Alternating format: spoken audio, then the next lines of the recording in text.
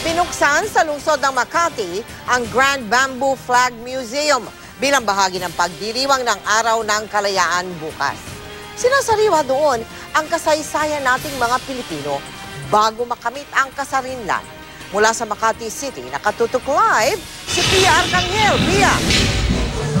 Mel, itinaon nga sa pagdiriwang ng ika-115 araw ng kalayaan ng ating bansa ang pagbubukas ng Philippine Bamboo Flag Museum dito mismo sa Ayala Triangle Gardens sa Makati City.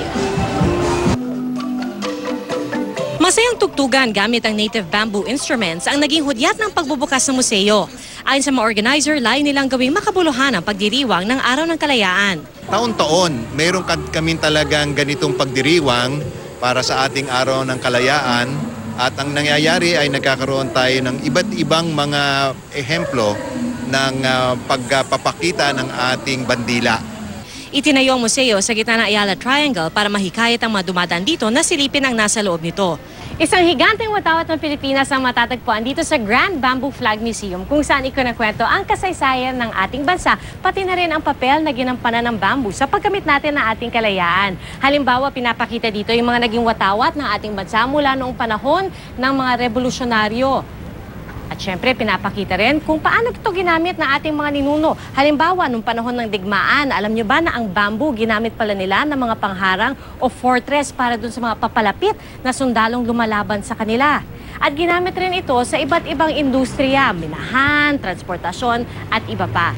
Pero sabi nga nila, ang isang bansa hindi naman nabubuo ng iisa lamang, kaya dapat daw nating tanda ang mga Pilipino, dapat may tulungan sa ating banda. Sabi nga nila, a single bamboo pole does not make a raft. At syempre, para lalong maengganyo ang mga chikiting, meron din bahagi dito sa museum kung saan pwede silang kumuha ng mga instrumento tulad nito. Bamboo instruments na pwede nilang subukan na tugtugin. Isa raw itong paalala sa ating mga Pilipino na tulad ng bamboo na minsan kahit malakas ang hangin, pwede itong gumalaw pero hindi ito nasisira. Para tayong mga Pilipino, kahit anong kalamidad pa ang dumating sa ating buhay, hindi tayo patitinan. Labis namang ikinatuwa ng mga dumalo ang pagbubukas ng museo. Yung pagkaano natin, Pilipino natin, lumalabas.